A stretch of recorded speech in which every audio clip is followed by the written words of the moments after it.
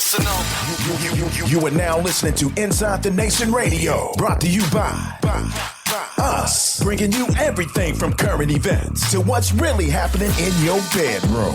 Turn up the volume. Turn me up. And let's discuss. You'll hear it here first. We are back again, another episode of Inside the Nation Radio. I'm your host, Abiyah, with my four co-hosts. You got Tiara, Tasha, Rick, and Darash.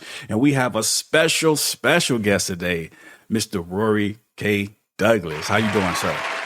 Man, I'm doing phenomenal. Thanks for having me on the show, man. I'm excited. Hey, I appreciate you being excited, but I don't know if you're as excited as we are, because we have been checking you out, following you, and the information that you are dropping is life changing. And when I say life changing, that's not I'm just saying that it literally is life changing.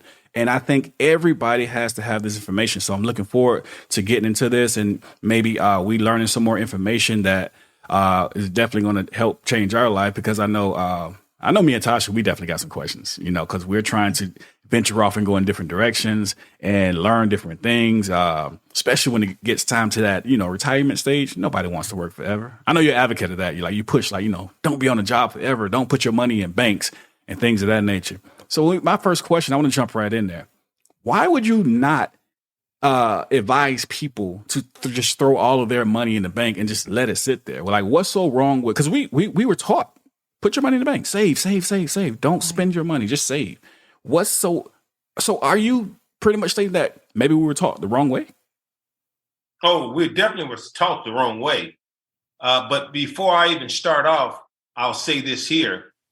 Last year, all car loans and student loans combined did not surpass student loans. All auto loans and credit card loans combined together did not surpass student loans. And then the average college student gets out of college with about $29,000 debt. And if they're pursuing to be a lawyer or a doctor or professional, anywhere from $100,000 to $200,000 debt. That's our situation. So we were taught, basically to go to school, get a good education, get out, get a job. Right. But right now, as we speak, here, the average American is about 1 to 2 paychecks away from being homeless and 1 out of 3 in debt. So the question is, have the system failed us? So if the average American is 1 to 2 paychecks away from being homeless and 1 out of 3 in debt, and we're one of the richest countries, but yet people are living the way they are, we don't have a money problem. We have a literacy problem, a lack of financial education. And that's something that we was really never taught, because we go to school for 14 years and we learn nothing about credit, real estate, how money works. Yeah. Case closed. Right. So would it be the system that failed us, or would it be designed to actually keep us asleep and keep us in a lower state?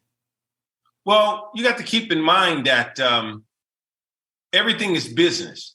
And, especially for us as people of color, we have never really were taught the true science of money. Right. So I always tell people that knowledge is power. And if we don't have the proper knowledge when it comes down to financial education and financial literacy, we're going to always be underclass and behind. That's the reason why people of color actually make 8 times less than what white people make a year. Right. And would you in your book? Go ahead. Oh, I know in your book, Artificial Intelligence, you make a point to say that we are slaves. That is by design, because they need a working class in order to profit off of us. We are the way they make money in this capitalistic society. So kind of based off of that, would you say more it's about systematic oppression so that the capitalist system can continue to thrive? Well, you guys ain't playing around. Y'all just took right up. It's hot. Okay. Well, first of all, I'll say this to you guys. There's old slaves and new slaves. Mm-hmm. Mm-hmm. Right. Old slaves, we know what happened. We didn't come to America on the Nito, the Pinta, or the Santa Maria. We came here in the holds of slave ships. Mm-hmm. And when we got here, our names, our culture, our religion, our God was taken away from us. Mm-hmm. That's the smoothest robbery ever committed. Being robbed of knowledge of self. That's number one. Mm-hmm. Now, when it comes down to new slave, when we break down the word slave, a slave is just pretty much a consumer, one who's controlled by the power of another. Right. So we are primarily consumers. And that's the reason why we're in the financial condition that we're in today. It's a lot of factors to that, because I'll tell you guys, when I was a kid, things were slightly different. But when my mother and my father was kids, it was basically they had the concept of do for self or suffer the consequences. And we had a lot of things. We had, we had stores, gas stations. We actually had our own businesses as people of color. But when integration kicked in, we pretty much took that little dangling carrot and we went away from where we were. Mm-hmm. So now we're pretty much a consumers. That's where we are right now. Right. And once again, a consumer is one who's controlled by the power of another. Consumer is a slave. And that's where we are right now. But we don't have to be consumers. And thank God that we have young minds like you guys have, because you guys are, I think, the best generation we've ever produced. You guys are fearless. You guys are courageous, and you guys want to know. So I'm so excited about it. I mean, I'm 58, but I feel like I'm 18. But I'll tell you guys this, the young people today, I don't care what no one says. The young people today, you guys are really the group of individuals that can lead the way. And I always tell people this, if the young people today are bad, it's just like a tree. If you don't like the fruit that a tree produces, you don't get mad at the fruit. You got to get mad at the root. So if our young people are bad, then the adults are bad who produce the young people. But you guys are that generation, man, that's fearless. And I think that it's a whole new paradigm today, because we're dealing now with a technical world. So it's a whole different conversation. Right. So speaking of young people, I've seen multiple videos where you had interviews with your children. How young were your children when you started teaching them about finances, and how young do you recommend begin starting to teach them? Because I have young children, and how do we go about kind of working that in when they're smaller to where when they are adults, they're far more prepared for the world? You want to start with kids right away. But one thing I always tell people this, get rid of the word no to kids. Get rid of that word no. Okay. Don't stop that, first of all, because self-esteem in a kid, it starts from birth to 3 years old. So from birth to 3 years old, it's really important that you input a lot of, you got to give your kids a lot of confidence during that time. You got to really make them feel like kings and queens, and you got to really compliment, especially kids of color. Because there's a lot of things that are happening out there in the marketplace, even the language, things that are put together. When you say good guy ride on the white horse, bad guy ride on the black horse, you blackball me. All of these words are coded to breed inferiority in young people of color. So you got to really give us a lot of attention in terms of self-esteem. You're a ruler, you're a king. You're great. You could do anything. That's so important. So I started with my kids at a young age to really just tell them they can do anything. That's what it's all about. You got to really push self-confidence for the young kids, because once they get past 3, we start to see a decline in the kids. And that's a powerful point that you bring up right there, because on our last episode, we had Dr. Umar Johnson on. We touched on that as well. And he was talking about, and it's like we've all seen that experiment, like the black doll, white doll. Who's teaching these children at such a young age what's ugly and what's beautiful? And we don't realize that we are, the things that we're saying. And like, in that, what you're saying is so powerful. In that, those first 3 years, we got to start, really encouraging them and telling them that they're beautiful and those type of things, and letting them know that they're going to be successful. They're smart and these different type of things. So I definitely agree with that. And I think it's a powerful point. But I think you had something. Let's go back for a second. Mm-hmm. When I said to you guys in the opening, I said that we were not brought here on the Nincha or the Pincha or the Santa Maria. Mm-hmm. We were brought here in the holds of slave ships. So when we got here, our names were taken, our culture, our religion, our God. That's the smoothest robbery ever committed. So you have to understand that the language is coded. So that's why I talked about good guy ride on the white horse, bad guy ride on the black horse. You double blackball me. All these different things that we see, it's coded. And that's the reason why Malcolm X, he studied, the dictionary. And because you got to understand that the words are pretty much coded, and all of us are walking words. The scripture tells us that in the beginning was the word, and the word was with God, and the word was God, and the word became flesh. We all are walking words. But what words are you using? Are you using words that's going to elevate you and motivate you? Or are you using words that's going to suppress you? And I'll tell you, most people are reactive. They're using words that are reactive. That's the reason why, things that have happened to us over time, and a lot of things have happened, but we're reacting to so much that we can't even be proactive. That's the reason why it's important that you stay proactive. So therefore you can get something done in this life. But a lot of us are reactive, and everything that we do is pretty much reactive. I'm not talking against movies of slavery and things of that sort, but everything is just reactive. Reactive. And I'm really an advocate of being highly proactive, because we get to the point where we're so reactive that we can't really do anything at all. So awesome. I want to kind of keep it right here. We were talking about the children. I was watching an interview with you on No Jumper with Sharp, and you said something along the lines of give young people an opportunity to live their calling instead of just a job. So what do you say to those parents who tell their children, oh, that field or that career or that interest doesn't make money or doesn't make much money, or you can't make a living off of it? Or even to the ones that say, it's very few people that are successful in this field. Let's try and go do something over here. Do you feel like individuals like that, parents like that are dream killers? Do you feel like that's good or detrimental to the child? What do you think? Yeah, parents are dream killers. They're not doing it intentionally. Right. But unintentionally, they actually are doing it. Right. See, your job is what you get paid for, but your calling is what you're made for. And most of us, we spend more time outside of ourselves and very little time with ourselves. And we're trained to be that way. And that's the reason why I say when the kid is born, you got to really, really study that kid and see exactly the qualities and the gifts that kid have. And you want to actually finance that. See, we're pretty much the only people that tell our kids, go to school, get a good education, get out, get a job. Now we got student debt, we got the work, and every other race, no disrespect, they set their kids up, they finance them. So, right. Personally, I tell parents, shut up if you ain't financing your kid's future.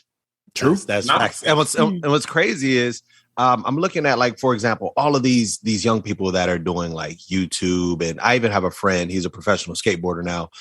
He wasn't that great in school, but he said the one thing that the way that he got where he is, and now he's doing modeling and other things. And he was like, I got here because, I knew I wasn't that great at school, but my mom knew it. And, I told her I wanted to be a skateboarder. I didn't really care for school. And like you said, she financed him. This is an African-American young man. This is one of very few that I've ever met.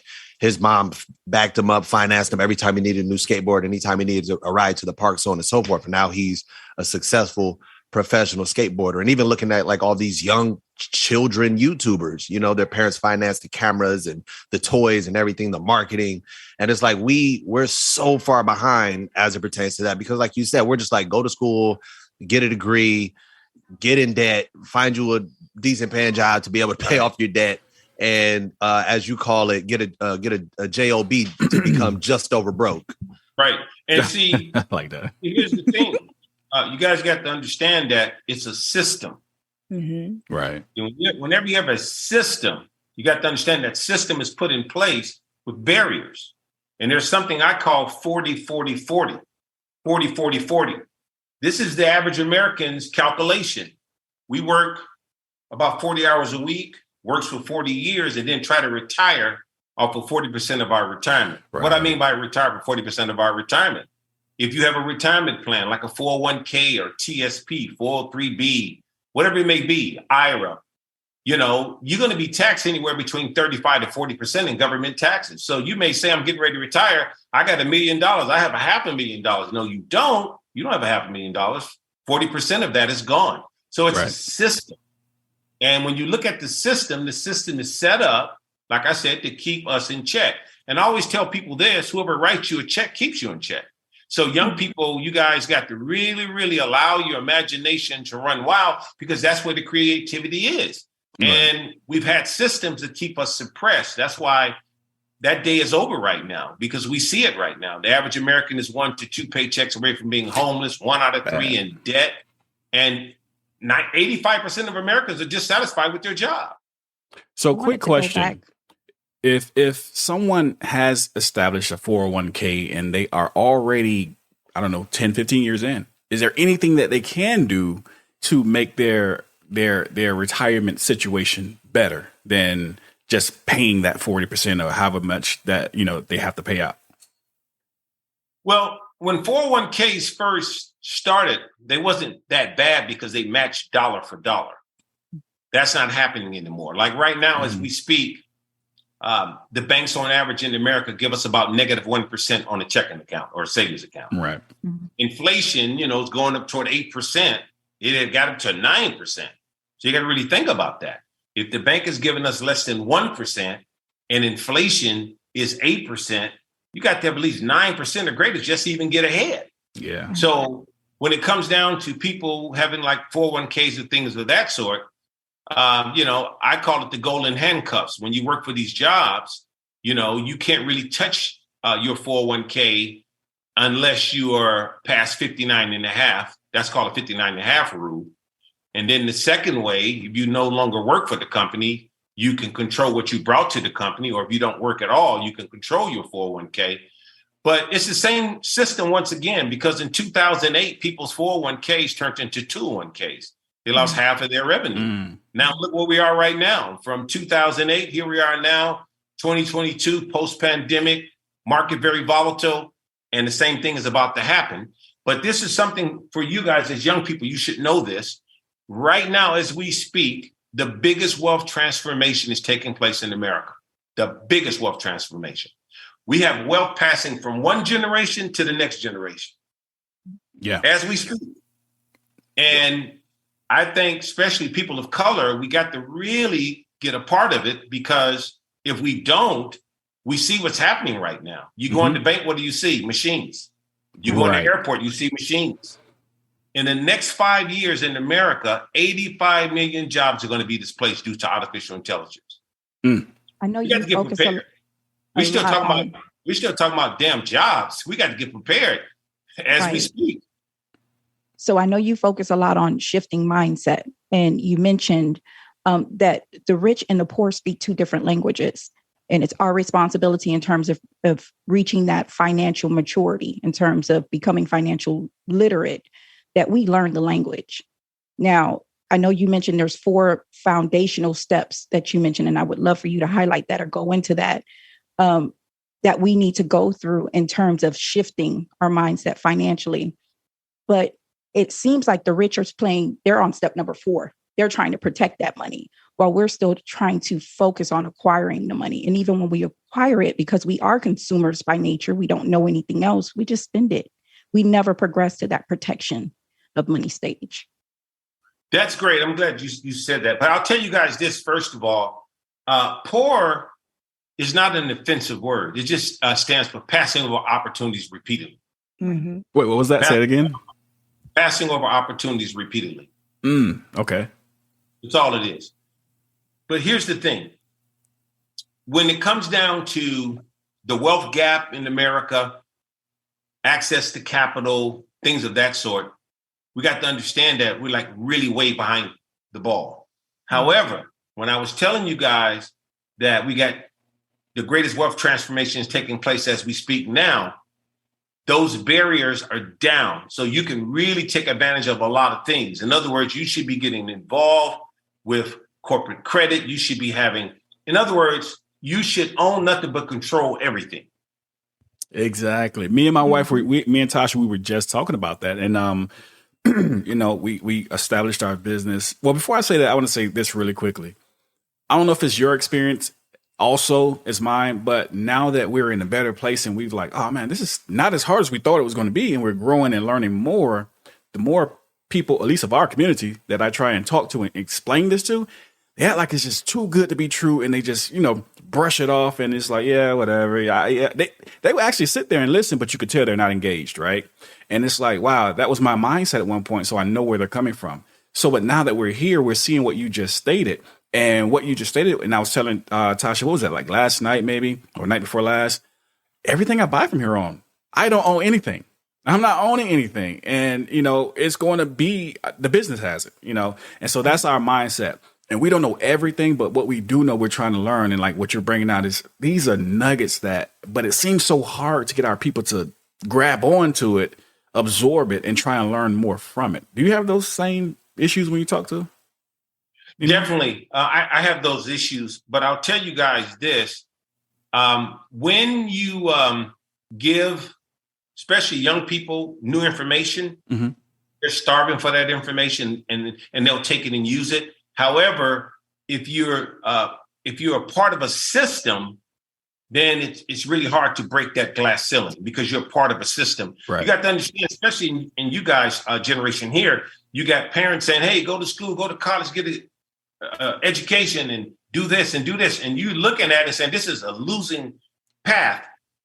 But you know deep down inside that you want to take a chance on yourself and do things to be creative, but you're not doing that. So it's an inner struggle.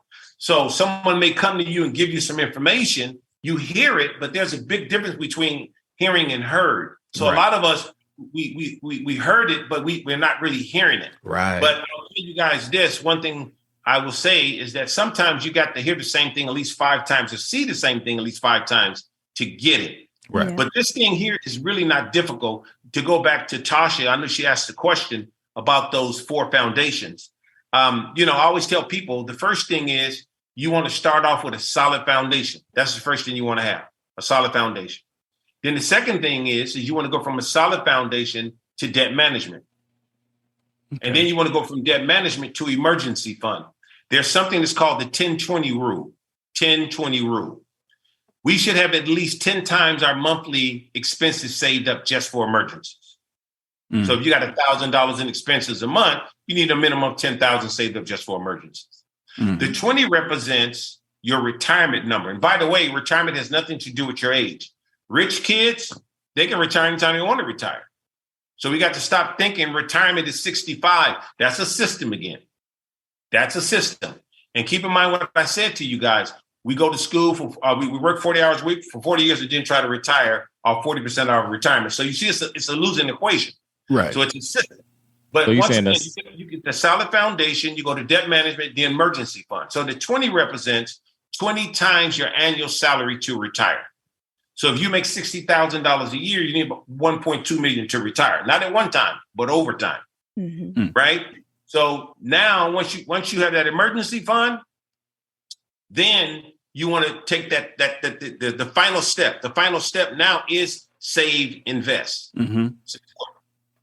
But here's something I'll tell you guys. The average American pays every bill first before they pay themselves. That's how you become a consumer.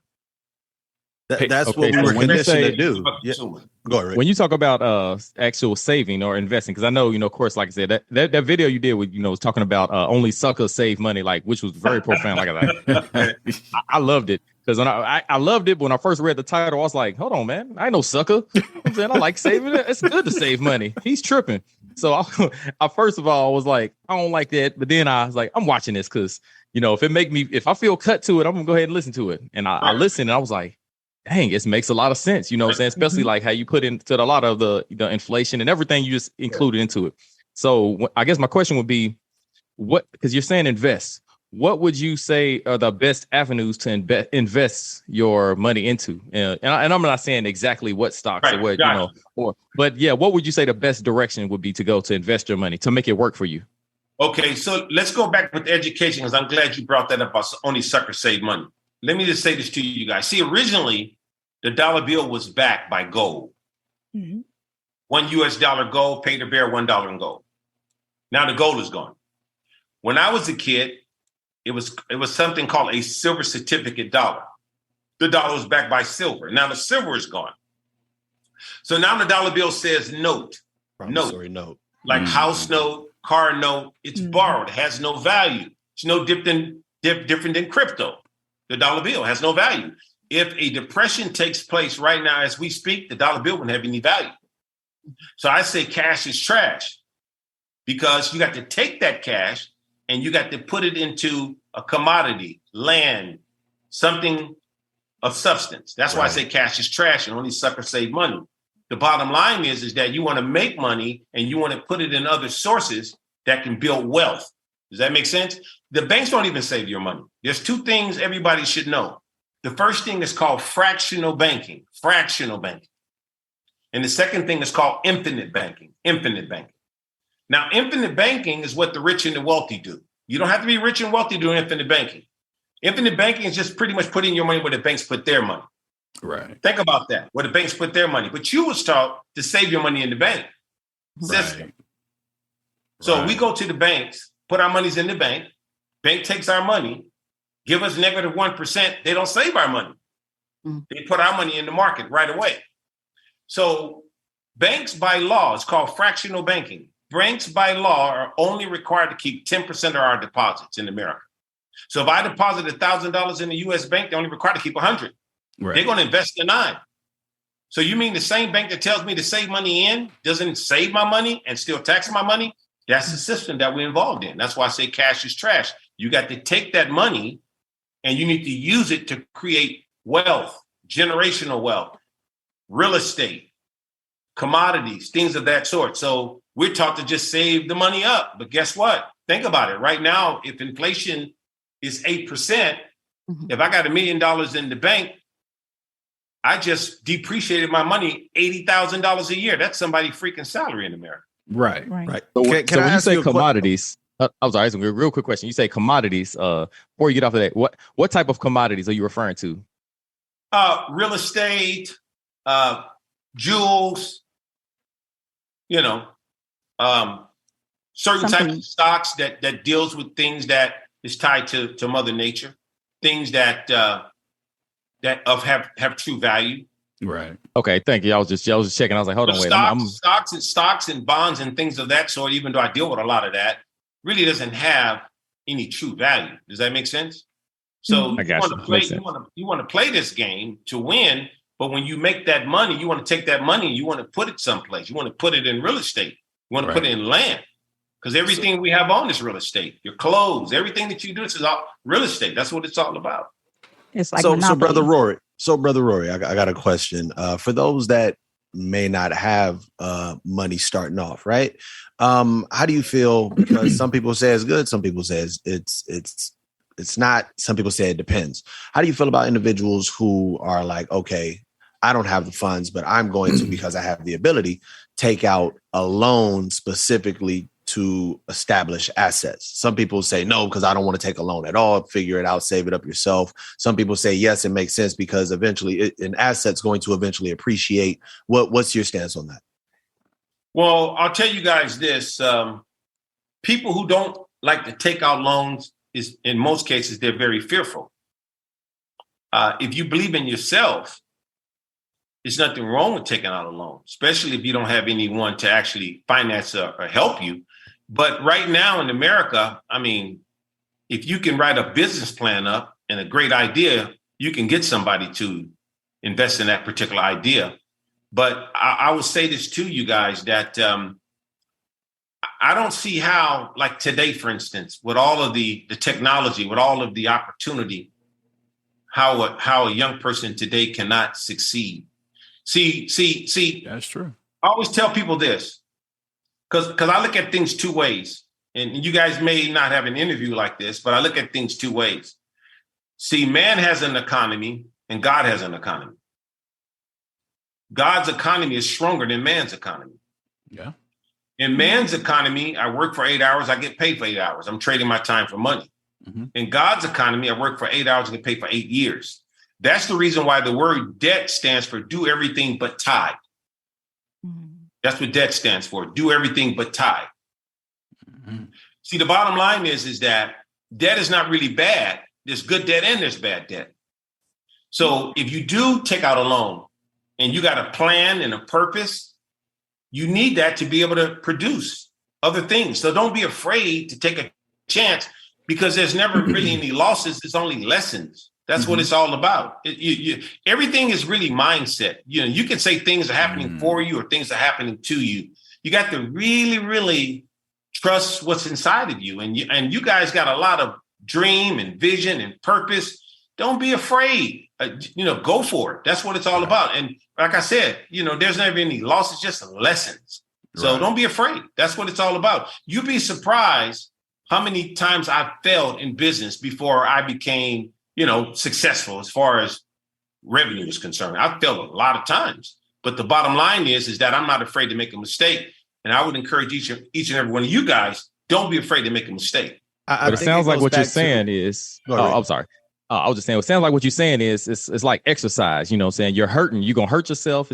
But everything's for your improvement, make you better. And that's going to take me into my question on as far as your health is wealth. Because I know you talk about health is wealth a whole lot as far as, how it makes you, how basically, you're investing into your body. So I guess I would ask you the question on, like, what do you think are some of the best vitamins or best things for us to take to keep our health up?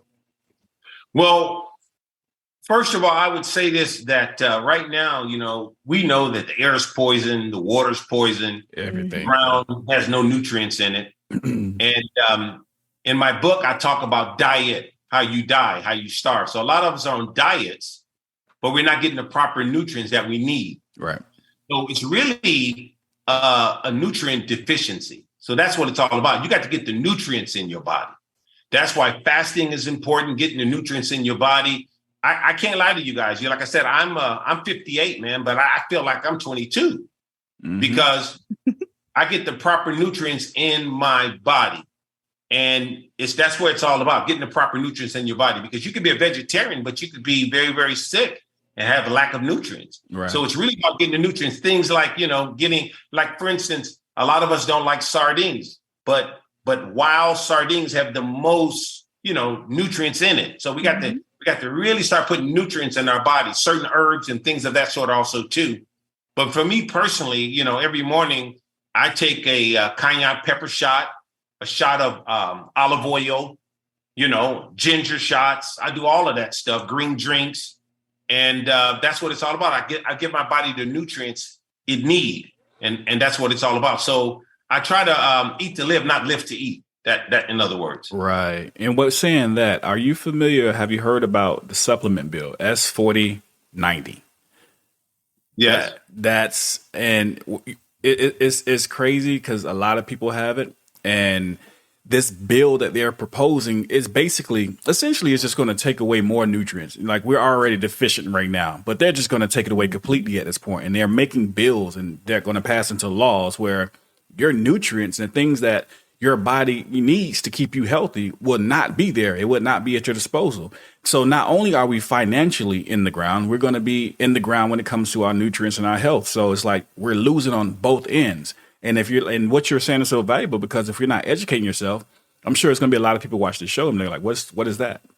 These things we got to familiarize ourselves with, because it's valuable. I'm glad you're saying that, because you guys as young people, you could stop those things. I'm telling you, You guys got a lot of power, but you got to keep something in mind. If you want to be successful, you have to go the opposite way of the crowd. Right. And right now we have the ability to get on social media in a platform like this and discuss these things. Mm-hmm. So right now we got to really turn it up, because a lot of people are being censored. It's a cancel culture now. A lot of that stuff is happening right now. So as young people, you guys got to speak up and don't let up. Right. And that's what I would say. Right. Definitely. You spoke about purpose. And one of your quotes was, your work is what you get paid for, but your calling is what you were made for. When did you know that you were living in your calling? Like, at what point were you like, this is it? This is what I'm meant to do? What did that look like for you? Well, coming from the South Side of Chicago, with 6 brothers and 1 sister, my father died at a young age. My mom, she's my mentor. She worked 3 jobs to take care of us. And when I was in school, I was most likely not to succeed. I got kicked out of every elementary school and every junior high school in the South Side of Chicago. I was a troubled youth. That's what I was labeled, a troubled youth. I could listen to the teacher and articulate every word the teacher said. I was very, very intelligent. However, I suffered from something that was called dyslexia.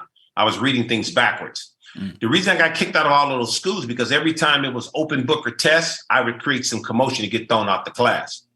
But I thank God that I went through that part in my life, because I got a chance to spend a lot of time with me.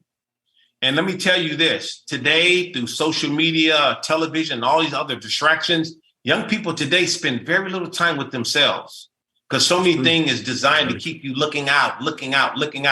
I challenge you guys to start looking in. because that's where it's at. You got to spend time with yourself.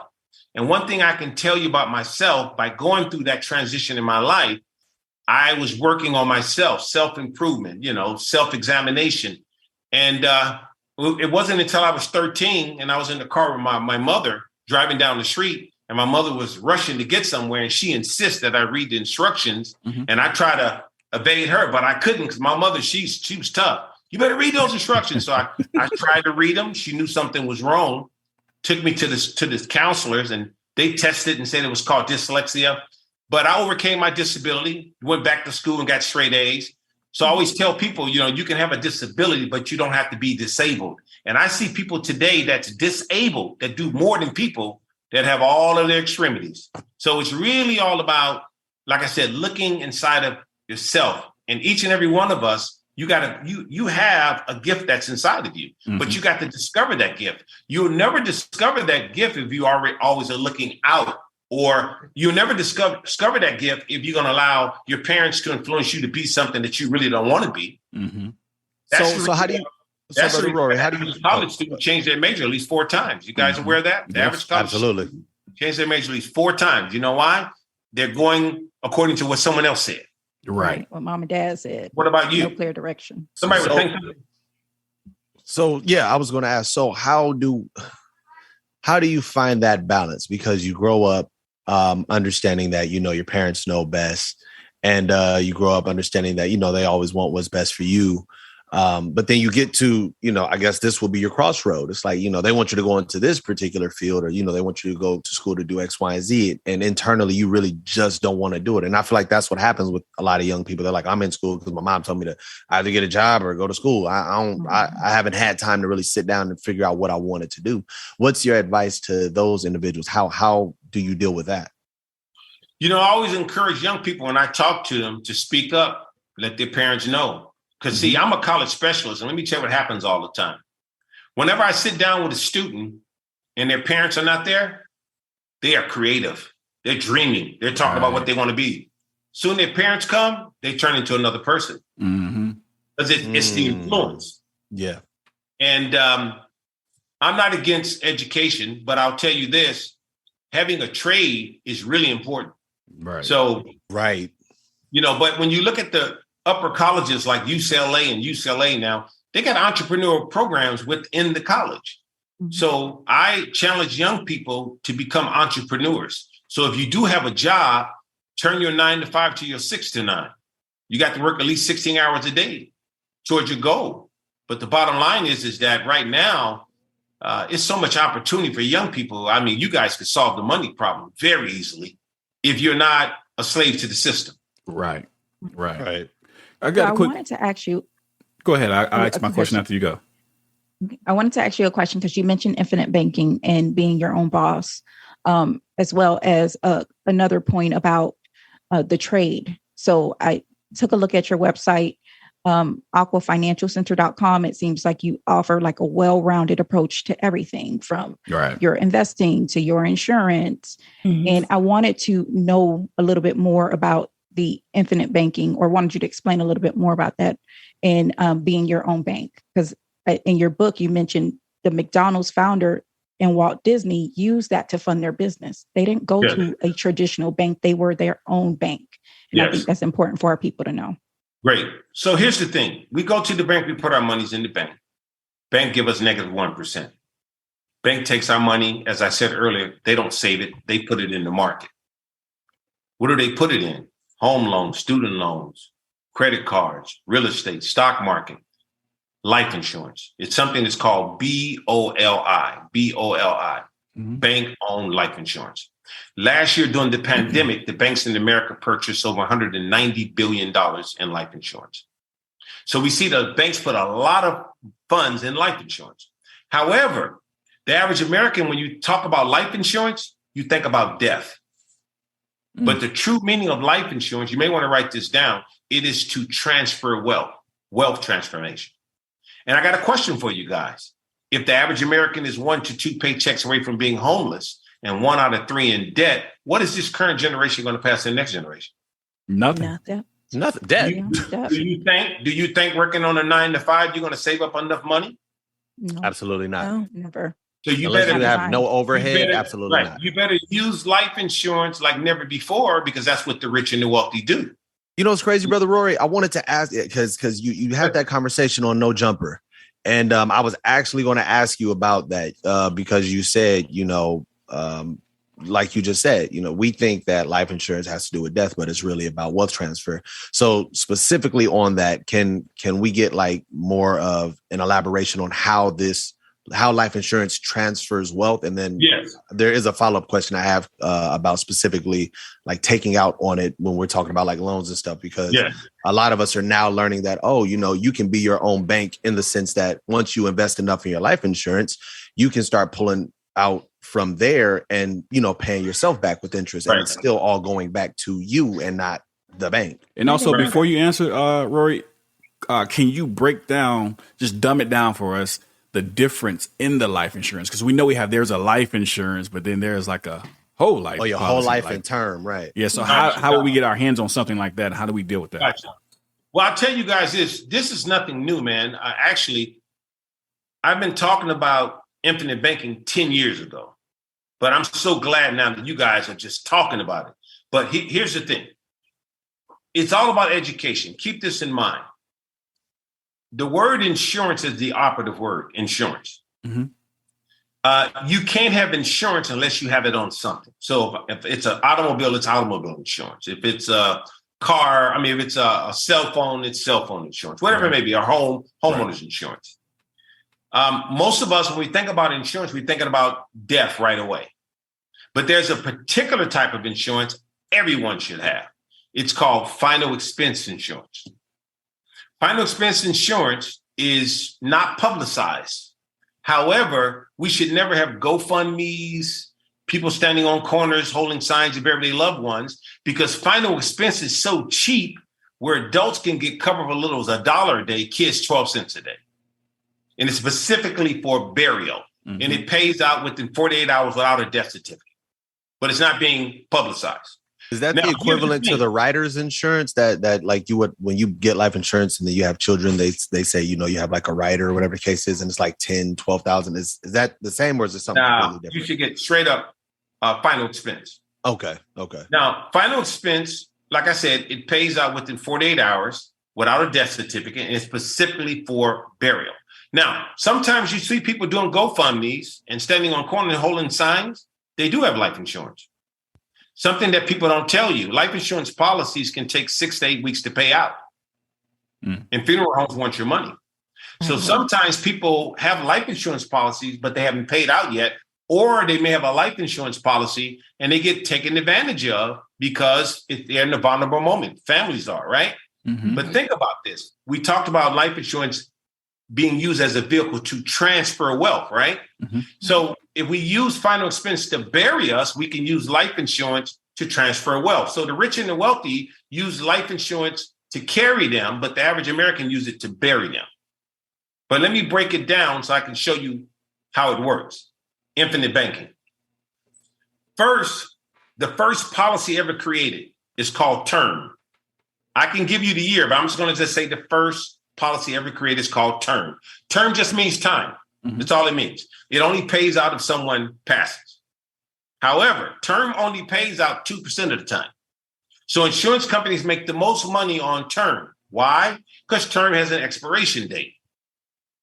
Mm-hmm. Term can go anywhere from 10 years to 30 years. So if I have a 30-year term, once the term runs up, I have to reapply for insurance. What happens if my health is not up to par? I may not get insurance at all. Right. And the older you get, the higher the premium goes. So I can start off with a low premium with a high face value, but when I get into my retirement years, then it balloons, so I can't keep it. Right. That's the reason why it only pays out 2% of the time. But I want to say this as a disclaimer. There's no such thing as a bad insurance policy. It's the right policy for the person. It's all about financial education. Nothing wrong with a term. Second policy ever created, whole life. It's for your whole life. Great policy for your whole life. One problem. The whole life policies only pays out 2 to 4%. I just told you guys inflation, almost 8%. Doesn't beat inflation. Mm-hmm. Then you have another policy called a universal life policy, or VL. policy. Then you have another policy that's called an IUL policy, Index Universal Life. Now, you can take a whole life policy and you can do infinite banking. You can take an IUL and do infinite banking. But here, this is how it works. I recommend that you either have a whole life policy or an Index Universal Life policy. I'll tell you what I mean by that. If you got a whole life policy, you're just pretty much just doing infinite banking by itself. But this is something that a lot of people are not talking about. When I say your health is your wealth, it's two things to get people. Mm-hmm. Not enough money and not enough health care. In other words, if you get sick, something happens to you, cancer, stroke, heart attack, bad accident, you should be able to use your insurance policy while you're still alive. So I always include health with the insurance policy. Okay. So let's just say if you have a whole life policy and you're saving money over time, or you put a large amount of money inside the whole life policy, you can literally borrow against your own money without touching it. So let's say if I got $50,000 in my policy, that $50,000 will stay there, accumulating compounding interest. And I can tell the insurance company, hey, I want $40,000. They'll give me $40,000 with a low interest rate, around 3%, which is virtually nothing. I can take that money and go build other things with it without even touching my money, while my money accumulate interest over time. Now, it's called a lifetime loan. In other words, no one's going to say, hey, you got to do a credit check. No one's going to come and say you owe me anything. If you never pay the bill, it comes out of your death benefit. So I would advise everyone to BYOB. I just told you guys, we put our monies in the bank. The bank don't keep our money. Right. They put it somewhere else. Get you the right type of cash value life insurance policy. Put money in it. If you want to do some other things, you can borrow against your money. Also, it's all tax-free. And here's something that everyone should know. You want to write this down. And this is an educational moment. Do you guys know what a 401k is? What is that to you guys? A 401k? A retirement fund. Plan? I wouldn't even call it a retirement plan. You guys were going to say that. I wouldn't call it elementary education on this. So go ahead. I don't agree with them. Write this down. A 401k is an Internal Revenue Service tax code. Oh. It's an Internal Revenue Service tax code. It's just the government following your taxes. There's no account with money in it called 401k. Wow. So when you asked that question, it was a trap. You hear 401k, 457, 403b, these are just tax codes. Now, this is a tax code all of you guys should know, especially young people. Internal Revenue Service tax code 7702. 7702. That's why the banks put money in life insurance. It's tax-free. Not only is it tax-free, bankruptcy can't touch it, creditors can't touch it, lawsuits can't touch it. Not even MC Hammer, he can't touch it. I don't know. It's protected. But the bottom line, nobody can touch it. Nobody can touch it. So let me ask you this really quickly. So for someone, let's say I want to get the IUL and I want the compounding interest. Two things. Can you, I know we're saying compounding interest. Can you explain exactly how compound interest works? And if we wanted to get an IUL, how would we get it? Can we contact you? How would we get in a position to contact the right person to be able to get an IUL? Contact my office. I'll help you. I want to give you guys the information. Now, here's the thing. To answer your question, banks don't give us compound interest. They give us simple interest. Right. There's something called the rule of 72. You guys heard of that? Yeah. From you.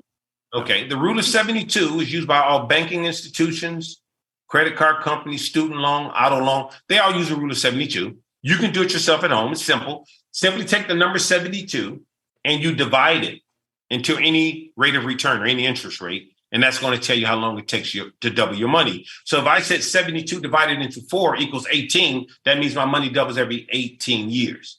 So if your money is not compounding, it's not growing. That's the reason why you got to have a compounding interest account.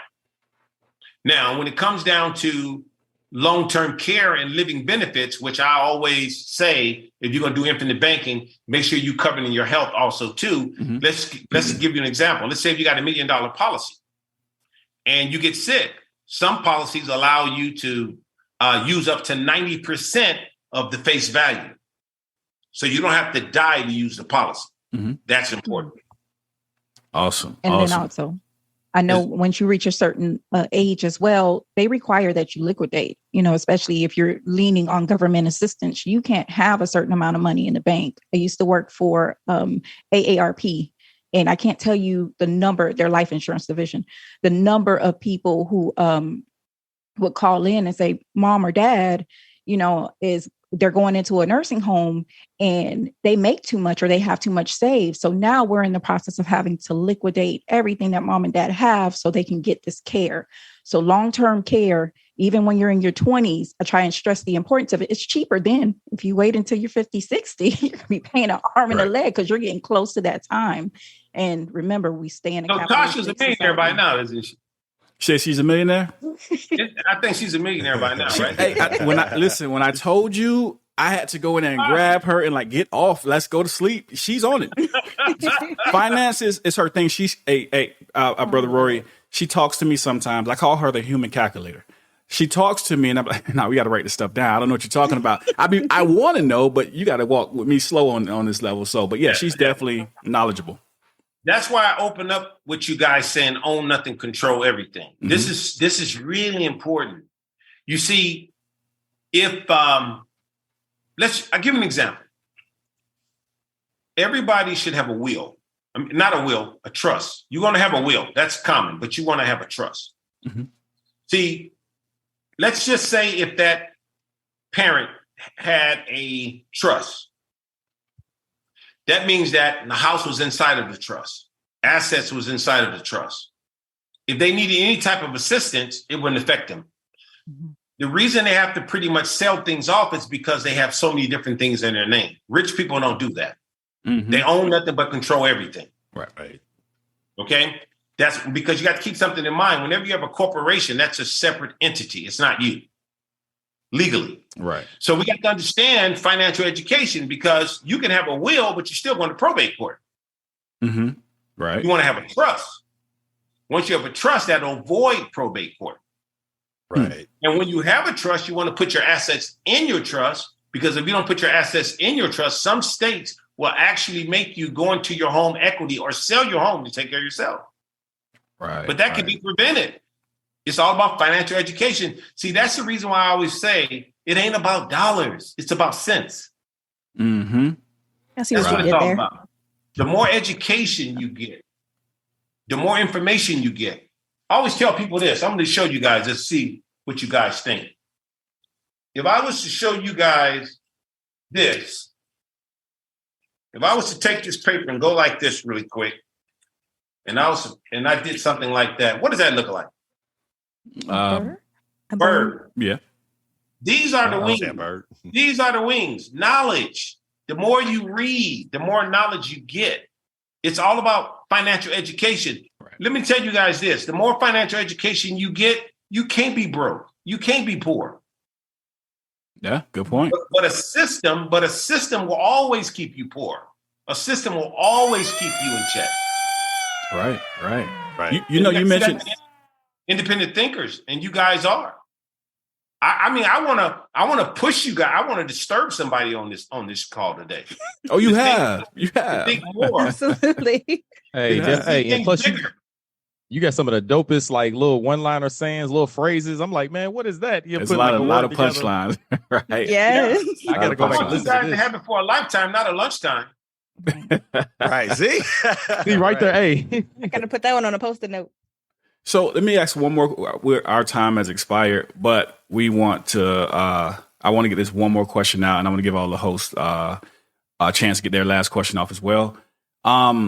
Speaking about trust, and we talked about commodities earlier, right? So we said real estate could be that commodity. So how would we, just one more time going over trust so everybody here and everybody watching can be clear? So if I purchase real estate, I would put that in a trust of my home, and we don't have to worry about if something happened. Now my kids are in court battling with somebody else. That also, I want to add in there the IUL. I think you said it was something about being tax free. So if I came up with, I don't know, $500,000 and I put it inside the IUL, so am I able to be taxed on that? Can they touch that? How does that work? Can you break that down once more?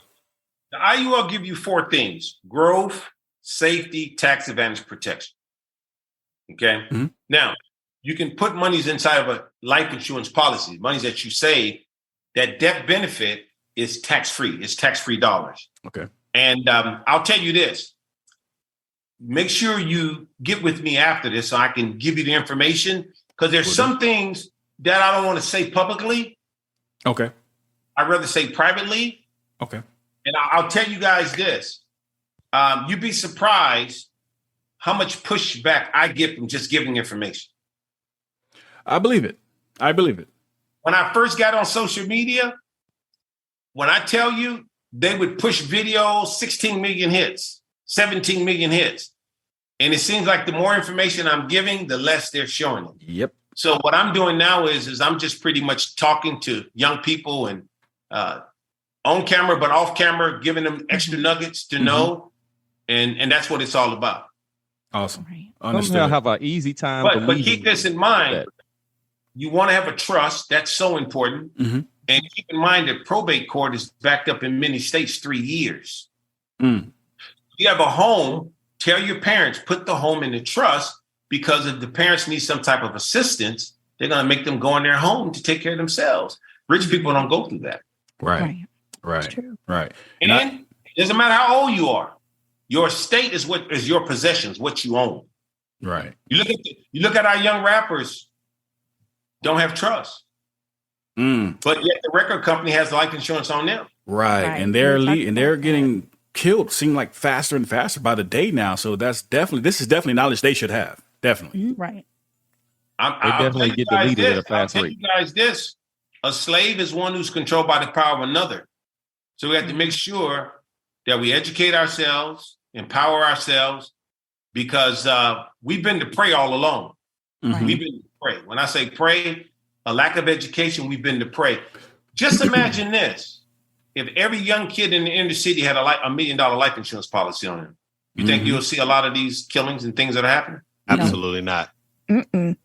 Too much got to come out. It's too much to pay out. They're going to shut that down. Start cracking down on that. You guys are that valuable. You know, Attorney Ben Crump, he just got an award. And he talked about the value of young people. You guys are so valuable. When I say so valuable, it just does my heart great just to see you guys on talking the way you guys are talking. You guys got so much value. And let me tell you guys this. Your dreams are not a figment of your imagination, just showing you glimpses of your future. You guys can do anything. You guys are the future. Awesome. Definitely believe that. That's beautiful. Definitely. That's the stuff we needed to hear as a child. Because right. Yes. Older guy. I'm going to use that. I'm an older man, but I'm trying to pass the baton to as many young people as possible. Definitely. Absolutely. So we're going to give the co-host one more chance. We're going to start with Tasha. Then we're going to go to Darash and go around. Let's get one more question. And then we definitely appreciate you coming and taking the time. We're not going to hold your time all day. We're going to respect it. Tasha, let's get a question and you'll be after her, Darash. Okay. So I did want to highlight something I read. You said, or I heard you say, praise process and not perfection. Less is more. Take baby steps. You don't have to be the best at what you do. You just have to be consistent. So with that, hey brother Rory, I married her. That's my wife. If you ain't know, that's my God. Okay. My bad. Go ahead. How do we begin? Where do you suggest we begin to start in terms of educating ourselves? Because I feel like in order for us, yes, we're very valuable, and I don't believe we know our wealth or our value. But to start to utilize that, where do you suggest that people begin in educating themselves so they can begin to go through that paradigm shift that they need to go through to start to become equal with everyone else? The first thing, I think you should invest in your mindset. That's the first thing, mindset. Right. It's really about mindset. I'm very high on being proactive. It's mindset. Once you start to develop the right mindset, now you want to really dump into as many things as you can, get as many things as you can to study about finance. That's so important. And but here's the thing I'll tell you when I say study about finance and mindset. See, if you really, really step back and you really say to yourself, you know what, right now, there's so many different things that at my exposure rather, like infinite banking and all these different things that are happening. So a lot of stuff is going on right now. But you got to study for yourself. It's like the scripture says, study to make thy own self approved. Mm-hmm. So the bottom line is you start studying. You got to be self-taught. That's important. And then also, too, there's something that really helps me is I call it my 3 C's. The first C is confidence. Mm-hmm. Strike that. The first C is consistency. Okay. Consistency is the key to success. Consistency. Right. You don't have to be the best, but you got to be consistent. Right. That's what it's all about. So you'll never gain confidence. Everybody talking about gaining confidence. You'll never gain confidence if you're not consistent. Mm-hmm. Confidence comes by doing the same thing over and over again. When you do the same thing over and over again, you don't get bitter, you get better. Right.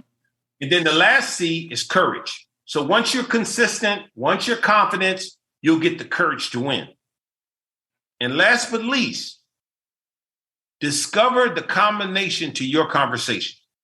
Know what works and what doesn't work. Exactly. Awesome. The combination to your conversation. Darash, discover this combination in your question to make the conversation. I like that. I'm keeping the A. I got to use that saying. I'm gonna put by brother Rory Douglas. But that's an awesome saying. I like that. Oh man, yeah. This has been a very enlightening conversation. Yes, I definitely appreciate it. I do have a question, and I believe it kind of veers back to what we spoke about early on as far as teaching our children to have that confidence, and I think you said never tell them no, right? Or in context, don't tell your children no. But I wanted to see what your view was on the statement, we all have the same 24 hours in a day to make something happen. Because a lot of, minorities, African Americans were like, yeah, we do got the same 24 hours, but we are at a disadvantage. And that's our argument all the time. We're at a disadvantage from the system, how the system was created. But to those that are saying, well, at the end of the day, because you do have those anomalies that do make it and succeed. What is your view on that take that, no, we still all have the same 24 hours in a day? Do you feel that that's true, or do you feel that that's like circumstantial? Great question. The reason I say don't tell a kid no, because when you tell a kid no, you just shut down their self-esteem. Mm-hmm. Also, never say you're at a disadvantage. Never say you're at a disadvantage. That's obvious. We know that, but don't say that. Does that make sense? Mm-hmm. Less is more. Give you an example. If you want to make $1 million this year, how much money do you have to make a day? Per day? Yeah. Isn't it like 336 or something like that? It's not more than that. Not a whole lot. Hold on, let's see. $1 million. Somebody give me the number really quick. All right, divided by 365, it would be $2,739. Like $2,700. Dang. If you don't know the number, then you won't be able to make the million. But let me show you guys something that's really important. You want to break things down. Less is more.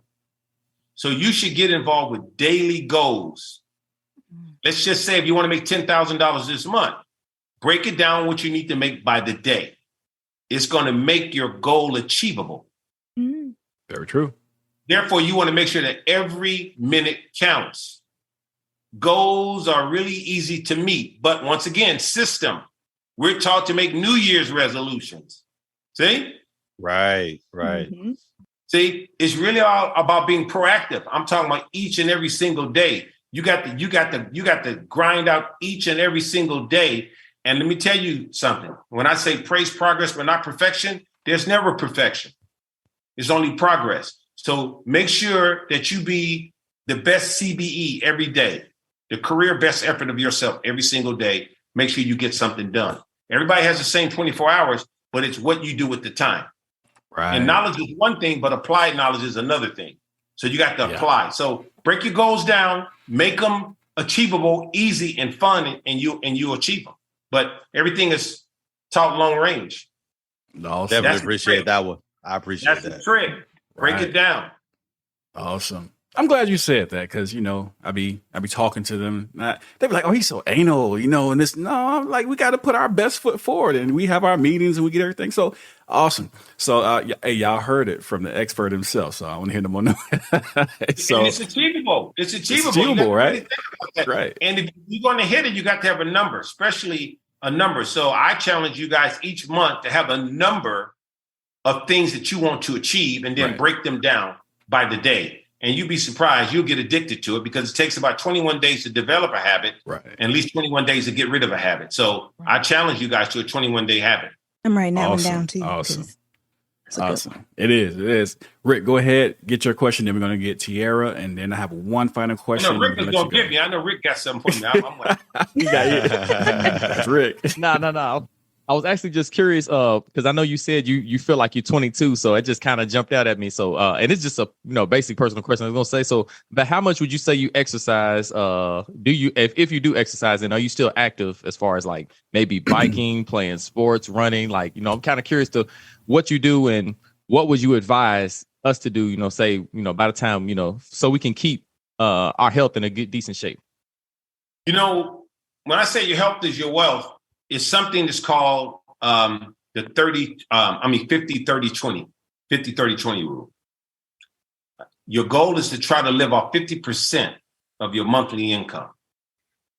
30% has to go toward lifestyle, enjoyment, because stress is taking us out. Right. Disease means disease. So whenever there's disease, there's disease. Mm-hmm. So it's really all about not stressing yourself out, about relaxation, taking care of yourself. Exercise, doesn't matter what type of exercise you do. Me, I'm older, so I walk a lot. So I walk and I climb hills. But the bottom line is that that's that 30. 30% has to go toward lifestyle. 20% save, invest. What I mean by save, invest? Saving money for emergency funds, investing money in things that's going to actually create wealth for you. Mm-hmm. But that's what it's all about. Just having a balance in your life. And 90% of winning is simply excitement. You got to get happy. You got to get excited. You got to find things to laugh about. That's so important because stress is taking out a lot of our people. So take the time out, go listen to whatever it may take to get you to laugh and have some fun. Don't live life too serious. You got to have fun. That's so important. Mm-hmm. Right. Exactly. And that stressing, that portion, that just goes back to what you teach a lot about. A lot of our people just kill themselves on jobs and we work every day, all day. But once we get into the mindset of being successful, being our own bank, that would actually assist in that relaxation process. And young people are committing suicide. People of color like never before. Right. And I get the calls and I always tell young people, listen, have fun. Don't see. And I'll tell you guys this also, too, that social media could be a plus and it could be a negative. So you got to really take some time out for yourself with meditation, prayer, and really start to look within yourself. Mm-hmm. If you're the smartest person in your circle, you're not that smart at all. Right. And you want to take the road that's less traveled. Right. Exactly. Right. Awesome. So we're going to let the last question be to Tiara before she has more technical difficulties over there. That camera go out again. That camera don't like me. Okay. As a businessman and as an entrepreneur, how do you go about balancing business and work and then your family and your faith? Because I know a lot of times people talk about work-life balance. Some say it doesn't exist. Some say that it does. How do you recommend people balance it to where everyone's needs are being met and then you're also being able to handle business at the same time? Good question. Faith has to be first. Absolutely. Your faith has to be first. That's number one. The secret to my success is the word of God. And so faith has to be first. And not only that, you have to really learn how to have fun with your family. And me, I'm having a lot of fun because my daughter, she runs my operation. My wife, she runs the operation. My son is involved in my business. And then you guys don't notice, but my other son, his name is AD. He is actually an anchor on No Jumper. Oh, okay. Okay. That's my son. All right. AD. So we all work together and we are self-sufficient. No one gives us a check. And that's what it's all about. It's all about independence, faith, fun, family. And listen, this is important. I want to leave this on you guys also, too. God does not give the spirit of fear, only power, love, and a sound mind. And the word says, he that keeps his mind on God be in perfect peace. Keep your mind on the Creator. Go after your dreams and your goals, and sky's the limit. Don't be afraid. Powerful. The word being the foundation. That's what it is. Yes. All right. Well, last question. And I ask every guest that we have the same question, just to, and it doesn't have to be when we've permanently clocked out. It can be when you're 105, sitting back, feet up, sipping on some iced tea. How do you want to be remembered as a man and a professional? Well, that's a great question, because I'm writing my story right now. And I challenge you guys to write your story, because I believe life doesn't begin until it ends. So every day we're writing a story. So if your life was to end today, what would your story say? Are you satisfied with your story? I'm satisfied with my story, but I'm leading toward my glory. I got more to do. Awesome answer. Well, with that being said, man, we learned a lot. I hope you guys who catch this video, make sure you write notes, take this down. And how can they get in contact with you for any information, or if they're trying to get into the everything that you're promoting, as far as I wanted to bring this up again, because I'm definitely going to get on it. The Unimate, the IULs, all of that. If they're trying to get this information, how do they find you? Like website, books, contact information? You can just go Rory K. Douglas. You can put that in the internet, RoryKDouglas.com. Go to my website, set up an appointment with myself or my staff, and we can go from there. Bottom line, I'm easy to be found. Awesome. Well, with that being said, we're going to get ready to get out of here, because that camera's over there beating the heck out of Tiara. She's not winning that battle. Right. So with that being said, awesome. We thank you again. Hopefully we can get you to come back and bless the platform again. This is Inside the Nation Radio, the podcast. I'm Abiyah Israel with our 4 co-hosts and our special guest, Rory Douglas. Awesome having you here. Hopefully again. With that, we are out. Okay, ladies and gentlemen, thanks for joining Inside the Nation Radio, your go-to for the latest happenings and the best discussions. Be sure to tune in next time. And don't forget to hit that like and subscribe button. Goodbye.